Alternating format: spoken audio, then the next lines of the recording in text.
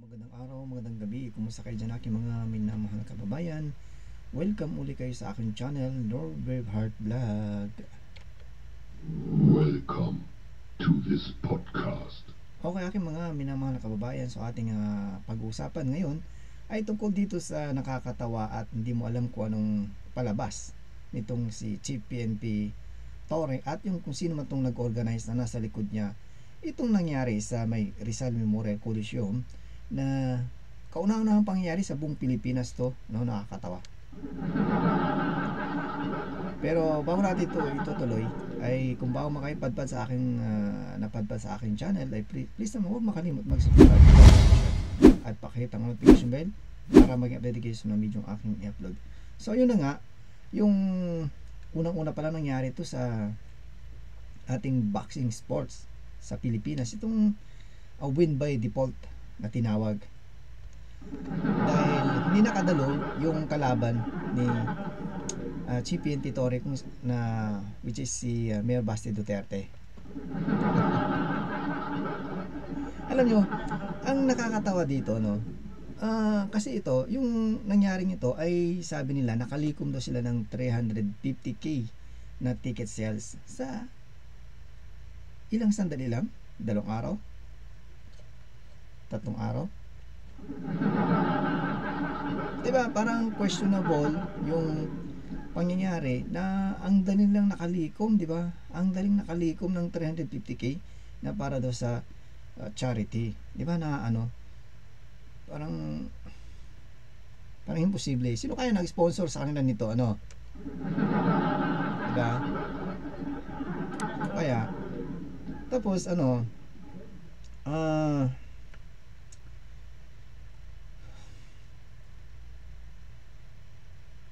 ano to yung mga panluloko nila sa mga tao na alam naman ni Chief PNP Torre, kasi ito bago to nangyari, itong eksena na to ay meron ng travel authority si Basti Duterte, kasi ang kailangan sa lahat ng opisyalis ng gobyerno ay bago malalabas ng bansa ay kailangan nila ng clearance, which is travel authority signed by the DILG. So ito nangyari na to ay si Mayor Basti Duterte ay nag-request siya ng travel authority nung June 20 na-aprobahan nung June 20 nung nag-apply siya, and then nung na-aprobahan ay meron siyang nag-flight na siya ng July 25 hanggang July 29 yung kanyang travel. At dito naman kay Torre, kasi parang imposible dito nag-usap yung dalawang si John Vic at saka si Torre, kasi under to kay John Vic si John Vic ang DOJ secretary under to kay under niya to si Torre. So imposible na hindi to natimbrehan ni John Vic tong si Torre na sige i-schedule mo na wala siya dito para magkaroon ng butas o kahihiyan si Mayor Basti Duterte, kasi alam ni John Vic talaga na meron ng travel tong si Mayor Basti na hindi na to mahinto o hindi na to ma-move dahil yun na yun. At saka hindi basta-basta yung mag-request ng travel permit na few weeks from kung ano man yung araw na gusto mo. Mahirap mag-request niyan. Kaya ito alam nila to na meron ng travel authority si Mayor Basti Duterte na sa June 25 nga, at doon nga tinapat ni Torre itong June 27 kung saan wala si Mayor Basti Duterte para magmukhang kahihiya si Basti Duterte kung tawagin ng mga anti-Duterte, ang mga Pinklawan, mga Pulawan o anumang kulay dyan, o mga NPA na ayaw sa mga Duterte, ay para mapahiya si Basti Duterte, kaya tinapat sa June 27 dahil wala nga si Mayor Basti Duterte. So ganito yung palabas nila Kaya ito namang nakakatawa dito is si John Vic. Alam naman ni John Vic na hindi makakarating si Mayor Basti Duterte, pero andun pa siya. Diba? Parang katangahan lang. Parang kalukuhan, alam mo nang hindi makakarating yung tao, hindi makakadalo yung tao, pero andun ka pa rin at nagkukunwaring walang alam na ikaw yung signatory nung travel authority ni Basti Duterte. Parang mga clown, di ba? Parang mga clown. Ganun. So actually, itong pangyayari na to, excuse me, itong pangyayari na to, ay hindi naman si Mayor Basti Duterte ang nanghamon kundi yung sinabi ni Mayor Basti Duterte nung sa unang podcast niya sa kanyang YouTube channel ay linguistically term, hindi naman direct na sinabi na nanghamon, kundi kung dahil sobrang inis niya ay kung ang ginamit niya doon. Sabi ni Mayor Basti Duterte, kung magsundukan tayo, hindi ka mananalo. Hindi siya nanghamon doon. Walang word na nanghamon. At ito naman si Torre, siya ang pwedeng sabihin dito na nanghamon. Nung nalaman niya, nagbigay siya kagad ng schedule. Paano nangyari yun? Magbibigay ka ng schedule ng pagbaboxing na hindi mo kinausap yung kabilang parte. Bawa si Mayor Basti Duterte, hindi mo lang kinausap na, sige, lalaban ako dyan. Sabi mo kung kailan, anong schedule, anong araw na libre ka. Pag-usapan natin. Pero ito hindi ganun nangyari. Kundi, gumawa siya ng sarili niyang schedule. At yun na nga, itong June 27, which is wala si Mayor Basti Duterte, kundi nasa Singapore. Ganito sila maglaro. At yung mga tanga naman, naniniwala sa kanila. Di ba? Kasi dapat diyan, both side diyan nag-agree kung anong araw. Hindi ikaw lang mag-schedule. Di ba? Hindi ikaw lang yung mag-schedule. Kasi pambira naman yan Pambira. At dito sa dami-dami ng mga diyan, yung mga tao na yan na di umano, nasabi ng ilan, ay yung mga lahat ng mga tao na diyan ay hindi mga yan or mga mga pulis yan. Yung mga tao diyan na pinapunta sila dyan para lang kunyari crowd, di ba? Mga yan, mga pulis, di umano. So, saan kayo makakita na kasagsagan ng bagyo, baha? Ay mas binigyan nila ng prioridad yung ginawang kalokohan na to. Kakatawa, di ba?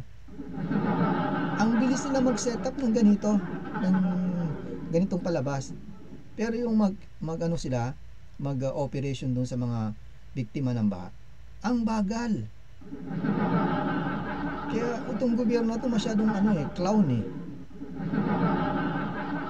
di ba? Clown, masyadong clown.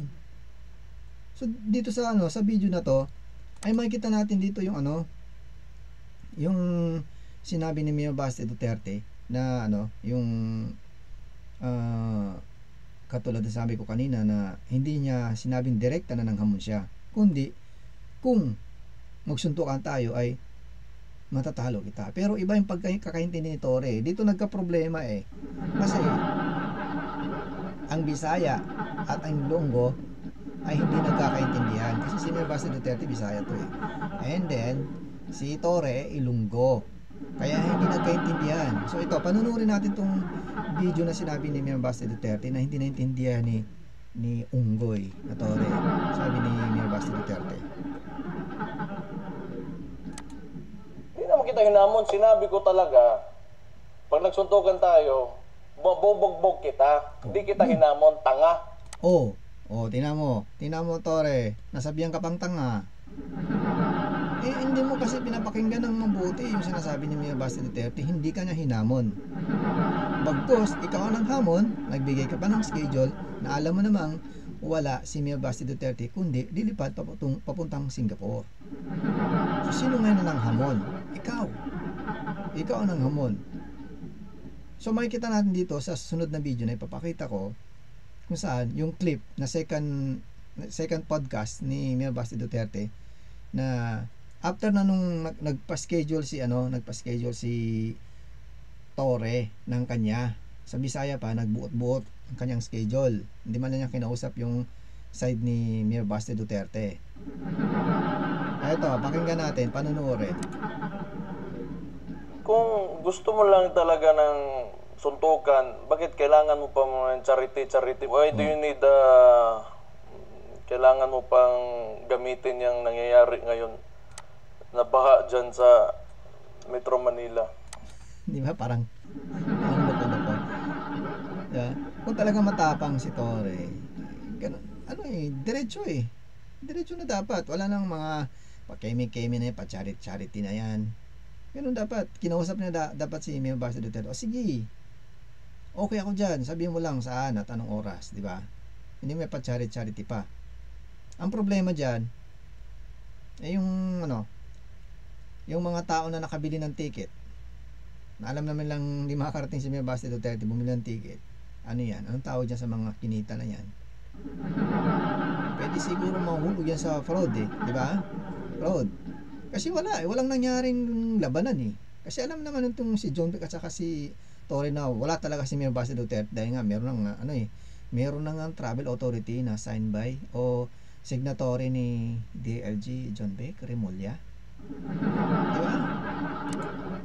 Gusto mo, puntahan kita, walang kamera, suntukan tayo, walang gloves. Bakit pa kailangan mo ng masyado ka mang masubis? Hindi ko alam kung if you're really serious about this. Kung gusto mo yung charity na yan and you've laid some conditions, then let me lay my own conditions. Nagbahagi rin ng condition si Mayor Baste Duterte. Nang sabi naman ng mga ilan na mga bitter o mga anti-Duterte, tulad ng mga Pinklawan, Dilawan, mga NPA o sino pa man dyan na mga sektor na ayaw sa mga Duterte, ay ang dami daw kadramahan si Mayor Baste Duterte dahil naglapag ng kanyang kondisyon. Natural talaga lalapag ng kanyang kondisyon yan. Bakit? Si Tore lamang ang may karapatang magbigay ng kondisyon? Diba? Parang unfair. For the event. Kung serious ka talaga Yan, kung serious ka talaga, Tore. But I cannot be there sa Sunday. I have other things to do. Pero Tuesday, available na ako. Yan Tore, available na si Mayor Baste Duterte sa next week, by Tuesday. So lalaban ka. Tuesday, Wednesday, but not Sunday. Tuesday, Wednesday, or any other day. Kaya nagbigyan na ng schedule si Mayor Baste Duterte, Tore. So, kagat na. Syempre, kasabi naman ni John Vic, ikaw ay isang bulldog. Ang tapang mo raw. Kung anong utos sa'yo ng amo sa palasyo, kagat agad. Laban na. Binigyan ka na ng option ni Mayor Baste Duterte pagbalik niya galing Singapore. Pili ka anong araw? Mas okay para sa'yo kasi mas may oras ka pa para mag-ensayo. So kung gusto mo talaga, dalawa lang yan. Either puntahan kita sabi mo lang, baka dyan sa bahay mo, puntahan ka ni Mayor Baste Duterte, sabi mo lang. Di ba? Binigyan ka na, hinamon ka na ni Mayor Baste Duterte. Dito ka na talaga hinamon. Kanina na video, hindi ka na hinamon. Linguistically ginamit niya sa'yo. Pag kayo daw ay magsuntukan, matatalo ka niya. Pero hindi ka na hinamon. Pero dito sa second video na to, ay hinamon ka na niya. Pinapapili ka pa kung anong araw. Kayo lang dalawa, magsama ka lang ng bodyguard mo para kung may mangyari sa'yo, at least may mag-alsa pa sa'yo sa ospital. Yan. Pero Mayor Baste, huwag mong kalimutan yung waiver yung waiver na galing sa St. Peter. Kasi baka magkakalasog-lasog yung katawan niya pag sinuntok mo yun si Tore, baka kakasuhan ka pa. Kailangan talaga may waiver na wala kang pananagutan kung ano ang mangyayari dyan sa katawan ni Uncle Tore. Diba? Suntukan tayo, walang gloves. Tore, suntukan walang gloves. Hindi yung pa-showy-showy ka pa sa loob ng ring eh. Wala nang gloves. Pure na kamao. Pero excuse me. Nung pagkatapos ng win by default, sabi ng referee kay Tore ay nanalo na ang kalaban niya, hangin, ay may interview kay Torre na kasi tinanong siya ng media kung magpa-reschedule ba si Mia Basta Duterte. Ang sabi niya, nagpalusot. Ito ang tunay na duwag. Kung kailan si Mia Basta Duterte meron siyang oras, ikaw naman tong tiklop ang buntot. Mga kababayan, pakinggan at panoorin natin mabuti itong pag-interview kay bulldog ng gobyerno ito na si Torre. Nakita niyo naman, napakalaki naman ng ating effort at pagod na inilagay dito. At I don't think na he is worth responding to at this point in time. Parang hayaan mo na natin siya sa kanyang mundo. Kanyang mundo. Hindi daw tatanggapin kung tumulong siya sa ibang araw. Sabihin niya lang at tingnan natin kung anong isasagot natin yun. Pero I don't think really that there's still logic in anything that he say anymore. Parang yun nga ang credibility kasi parang, di ba? Magulang ka lang, Torre. Para lang masira si Mia Basta Duterte, mapaya sa mga taong loko-loko at mga tanga na magpaniwala sa inyong optic na palabas. Maloko mo ako ng isang beses, shame on you. Pag niloko mo ka ng 2 beses, shame on me. Loko-loko ka man talaga. Sabi nga ni Mia Basta Duterte, tanga ka. At kaya nga nagtataka ako anong klase yung mga supporters meron siya. Imagine mo, pupunta ka dyan na wala kang kalaban, alam mo wala kang kalaban, kung di ba naman loko-loko ka rin. No? Alam na nanloloko lang yung tao, nagpapaloko na rin lang sila at tuwang-tuwa naman silang niloloko sila. So, hindi naman kayo nga nanloloko ng maliwanag eh. Ikaw, si John Beck at ikaw, alam yung wala si Mia Basta Duterte at nasa travel niya, biyahe niya sa July 25 hanggang 29. Pinagpatuloy niyo yung kalokohan niyo. Kayo ang nanuloko sa mga tao. Hindi si Mia Basta Duterte, kayo. At ngayon, nagbitaw ng salita si Mia Basta Duterte na next week darating siya, mamili ka, Tuesday, Wednesday, ano pang araw. Ano ngayon sasabihin mo? Palusot ka? Bagang buntot? Hindi na kasali sa mga tao na pwede niya lokohin all the time. General, safe to say na ito na po yung muling pagtanggap niya sa amin. I think so. Yeah, marami akong ibang trabaho and he's really not worth responding to. Dami dong trabaho. Daming trabaho, palusot lang. Naduwag ka lang eh. Bumahag yung buntot mo eh. Binigyan ka na ng option. Anong araw? Palusot ka pa. Ikaw tong duwag eh. Di ba? Maliwanag yung panluloko sa mga tao. Meron ng travel authority tapos magbibigay ka ng schedule na alam mo hindi makarating yung tao. Di ba? Isang isang parang hit and run ang tawag diyan. Pang dugas, hit and run. Kung kailan alam mo yung walang tao, doon ka naman doon ka mag-eksena. Ngayon andun yung tao, bibigyan ka ng araw o schedule, ayaw mo na. Yan ang trabaho ng duwag. Pagdating niya Basta Duterte galing Singapore, binigyan ka ng araw, palag na.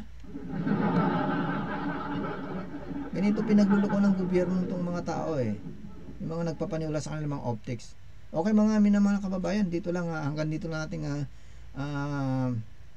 pagbibigyan ng konting reaction dito sa kalokohan ni Torre na to. Ewan.